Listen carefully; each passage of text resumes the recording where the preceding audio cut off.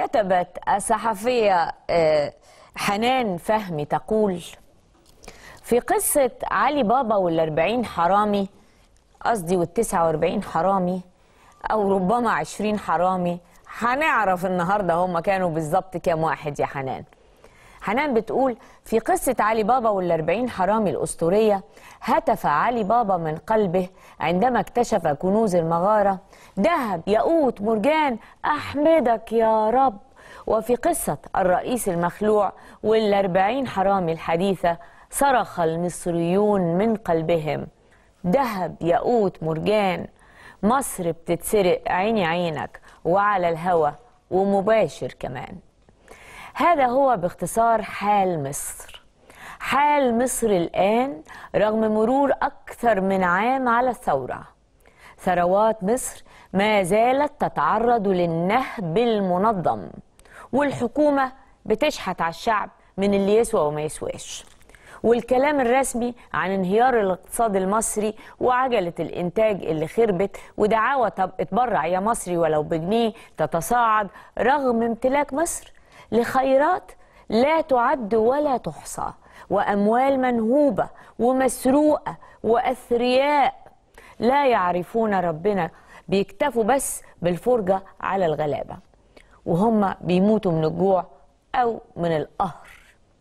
وكأن الثورة لم تقم، وكأن النظام لم يسقط.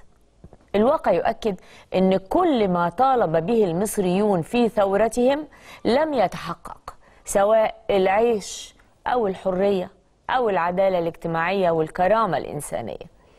ورغم كل الإحباط ورغم كل الآلام من عدم تحقيق إنجاز حقيقي للثورة حتى الآن، إلا أن مجموعة صغيرة من الثوار النبلاء الذين اختاروا أن يعملوا من أجل الوطن ومن أجل الله سبحانه وتعالى قرروا مواصلة الطريق الصعب، لأنهم يعرفون أن ثروة مصر ما زالت تتعرض للنهب، كما أنهم يدركون جيدا أن الثروة والثورة لها وجوه متعددة يمكن استغلالها في تنبيه وتوعية الشعب بحقيقة الأوضاع بعيدا عن الأكاذيب الرسمية.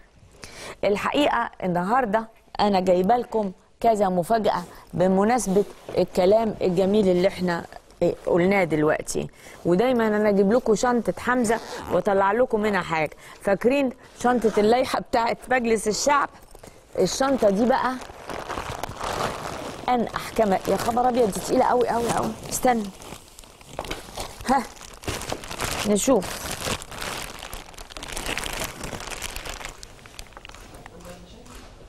شايفين الحجاره المصريه؟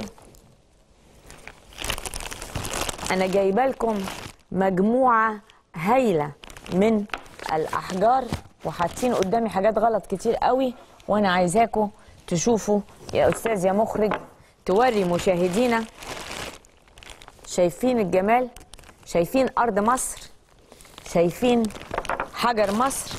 دي مش الأحجار اللي لقوها قدام وزارة الداخلية ولا محمد محمود اللي كانوا بيزقلوا بيها العيال الشباب الثوار، لا، عشان دي قيمتها مش في كده، ولا دي الحجارة بتاعت أطفال الحجارة، لكنها حجارة مصرية هنعرف سرها وهنعرف قصتها المذهلة المخيفة دلوقتي من ضيوفنا.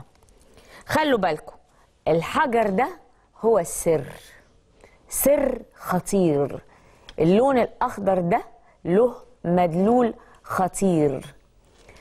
هنعرف السر وأحجار مصر بعد شوية.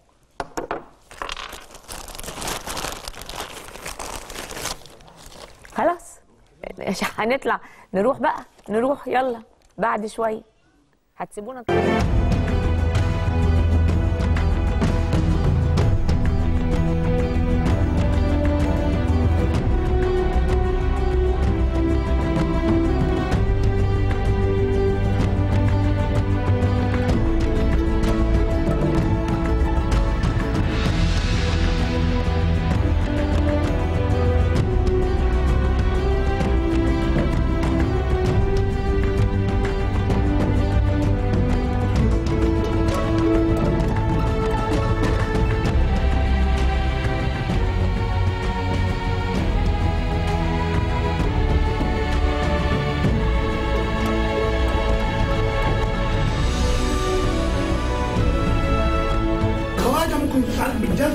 بالجزمه بره ما حدش يقدر يفتحها. الحنان برضه تسكت وبلع المرض وتسكت. تاني عن ذلك هو المنجم ده لو بتاع العيله اللي ماسكه لو بتاعهم شخصيا احنا نشوفه نمشي شغالين زي ما الناس بتقول شركه مقاولات وهم اصحاب وهم فضل النعمه عليهم.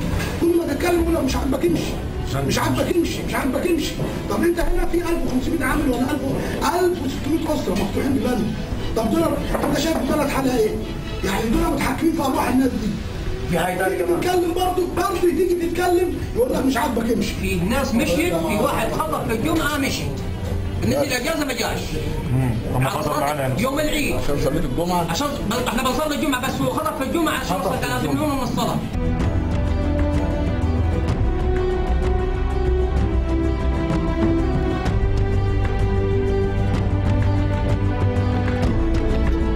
مش تبع حكومه ومش تبع اي وزاره، بس عاوزين نعرف حقوق البلد دي رايحه فين.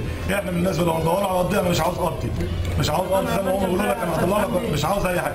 عاوز حقوق البلد، عاوز حقوق البلد تيجي قدامنا عشان واحد من شرفاء مصر يجي يشوف الحقوق دي ماشيه ازاي ورايحه ازاي، عشان يشوف البني ادم المصري شغال زي سخره ليهم، مش زي بني ادم جاي سخره. احنا جايين سخره مش بني ادمين وببلدنا. بنتنازل بنص مرتباتنا، كل الشركه بتنزل بنص مرتباتها لو بيجي مصري. وعملوا معانا حاجه بس لو بيجي مصري الشركه كلها تتنزل بنص مرتباتها لو بيجي مصري. عملوا حاجه بالمصاري. مصر المنجم تسيب من مرتبك وتشغلوه زي ما هو ما يعطلش. انا سيب واكثر انا لا لو انت عارف شو المصريين ملزومه بيه حتى لو مراضيع. والحاجه والنص التاني ده هيروح للحياه الخير، مستشفيات ومدارس بالضبط. احنا عايزين احنا راضيين. واي واحد المسيحي يقابل المسلم هنا عايز كده.